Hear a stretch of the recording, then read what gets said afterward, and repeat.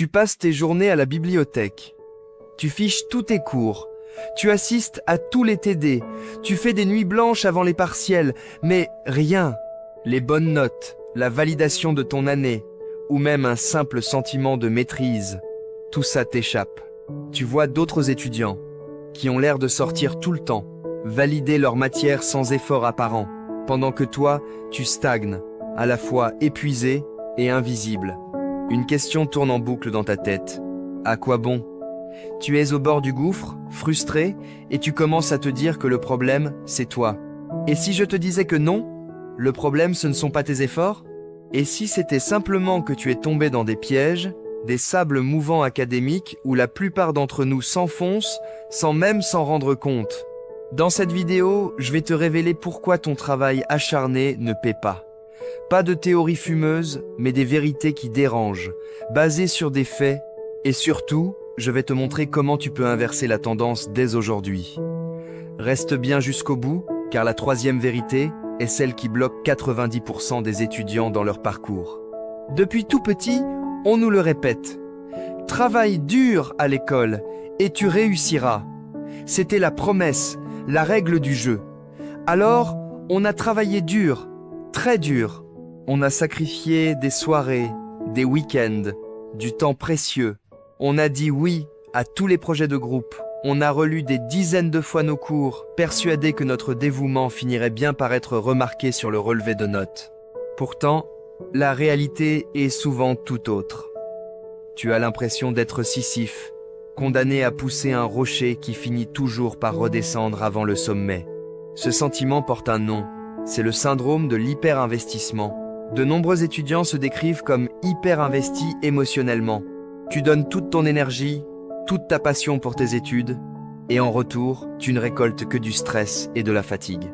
Pire encore, cet épuisement te rend moins performant, moins concentré, et t'enferme dans un cercle vicieux où tu travailles encore plus pour compenser une efficacité qui s'effrite. L'épuisement académique, le fameux burn-out étudiant, n'est plus un vague risque. Selon une enquête, 70% des étudiants se disent en situation de mal-être. L'Organisation mondiale de la santé le définit comme un syndrome résultant d'un stress chronique qui se caractérise par trois choses.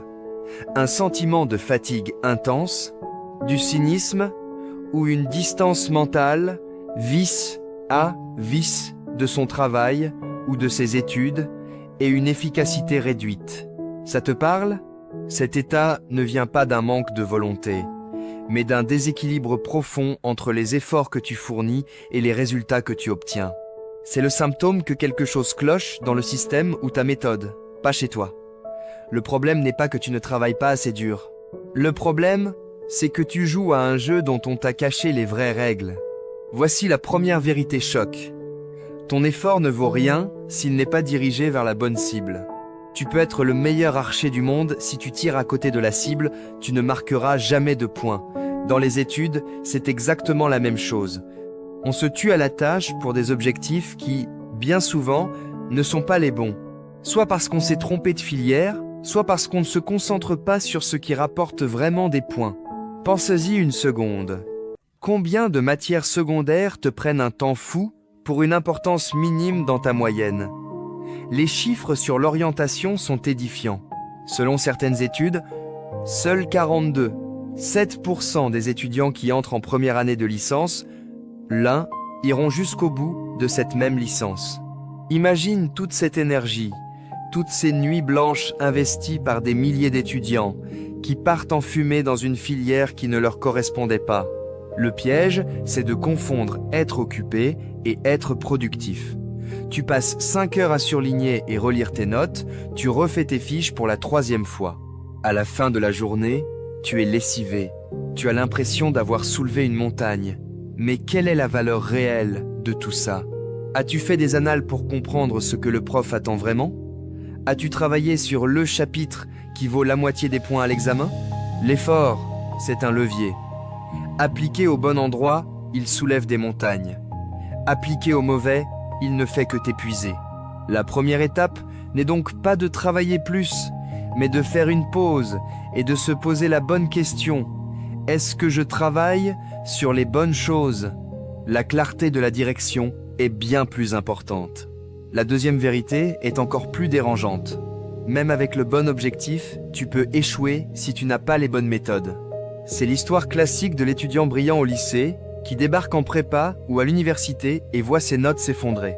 Du jour au lendemain, sa méthode apprendre par cœur ne lui sert plus à rien. Il doit maintenant analyser, synthétiser, argumenter, avoir un esprit critique, des compétences qu'il n'a jamais développées. Le résultat? Il galère. Non pas parce qu'il n'essaye pas, mais parce qu'il n'est pas préparé.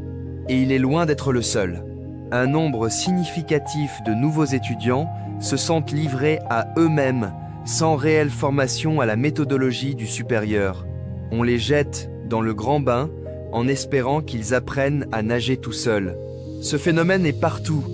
Prends le mémoire de fin d'études. C'est le projet ultime, toutes les filières en ont. Des étudiants se lancent avec un enthousiasme débordant. Ils passent des nuits blanches pour un résultat souvent décevant et une note médiocre. Pourquoi? Manque de méthode de recherche, mauvaise compréhension des attentes, sous-estimation de la complexité. L'effort est là, la volonté aussi, mais les compétences et la préparation font défaut. Tu peux avoir le meilleur plan de révision du monde. Si ta méthode d'apprentissage est inefficace, tu n'iras nulle part. L'échec n'est donc pas un jugement sur ta valeur, mais un simple signal. Il te manque une compétence, une méthode, une technique de travail. Au lieu de te voir comme nul, vois-toi comme pas encore équipé. Ça change tout. L'échec devient un diagnostic, pas une condamnation. Et voilà, la vérité la plus difficile à entendre. Et si le problème n'était ni ta filière, ni tes méthodes, mais simplement l'environnement dans lequel tu baignes? Tu peux être la plante la plus magnifique qui soit, si tu es dans un sol toxique, sans eau et sans lumière, tu vas faner. C'est inévitable. Un environnement d'études toxiques, c'est quoi concrètement? C'est un manque de soutien de tes professeurs. C'est une communication floue où les infos cruciales sur les examens n'arrivent jamais jusqu'à toi. Ce sont des conflits de valeurs, où une compétition malsaine te pousse à cacher tes fiches.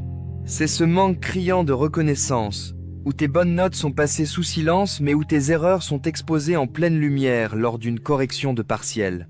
Dans un tel cadre, ton énergie ne part pas dans ton apprentissage, mais dans ta survie. Tu passes ton temps à naviguer dans les angoisses, à te protéger, à essayer de deviner ce qu'on attend de toi. C'est un poison lent qui aspire ta motivation et ta confiance. Le stress devient ton quotidien.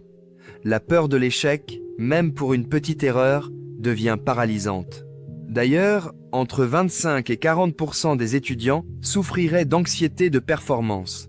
Comment savoir si tu es dans un environnement toxique? Pose-toi ces questions, honnêtement. Te sens-tu en sécurité pour poser une question bête en amphi? Est-ce que tes professeurs t'aident à grandir ou se contentent de te sanctionner par une note? As-tu le droit à l'erreur? Si la réponse à ces questions est majoritairement non, alors le problème est bien plus grand que toi.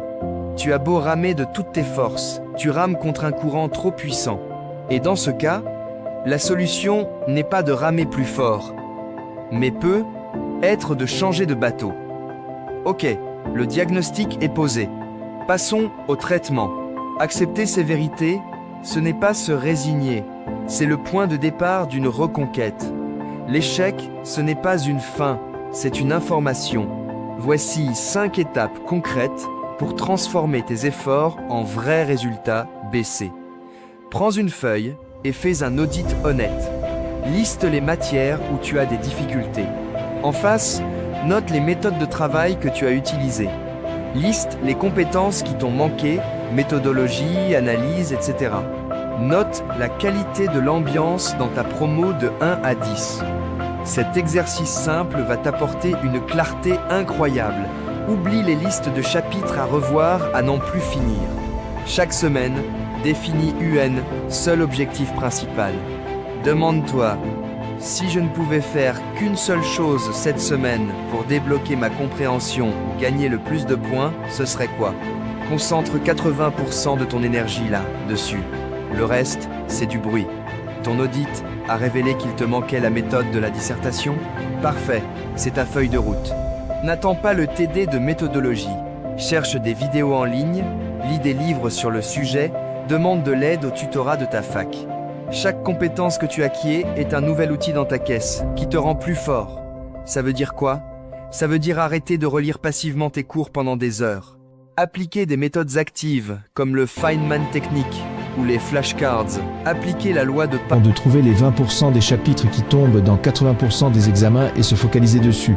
Et surtout, prendre de vraies pauses pour recharger les batteries.n. Attends pas le soutien des autres, va le chercher. Identifie les étudiants positifs et sérieux dans ta promo. Propose-leur de former un groupe de travail, partagez vos fiches.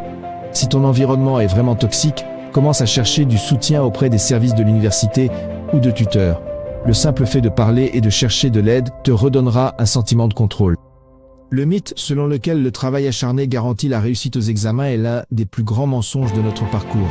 L'effort est essentiel, oui, mais ce n'est qu'un ingrédient. Sans la bonne orientation, les bonnes méthodes et un environnement sain, l'effort ne mène qu'à l'épuisement. La bonne nouvelle, c'est que tu as maintenant les clés pour comprendre ce qui bloque. L'échec que tu as connu n'est pas la preuve que tu es incompétent. C'est une donnée, un feedback précieux qui t'indique où ajuster le tir. Chaque obstacle est une chance de devenir plus stratégique, plus compétent et plus résilient. L'échec n'est pas ton identité, c'est ton tremplin. Tes études sont un marathon, pas un sprint. Il est temps d'arrêter de courir dans le vide et de commencer à construire ton propre chemin vers la réussite. Et toi, quelle est la vérité choc qui t'a le plus marqué? Dans quel piège as-tu l'impression d'être tombé? Partage ton expérience dans les commentaires. Ton histoire peut aider des milliers d'autres étudiants qui vivent la même chose en ce moment. Si cette vidéo t'a aidé à y voir plus clair, montre-le avec un pouce en l'air et abonne-toi pour ne pas manquer les prochaines clés qui t'aideront à reprendre le contrôle de tes études. Le pouvoir de changer les choses est entre tes mains.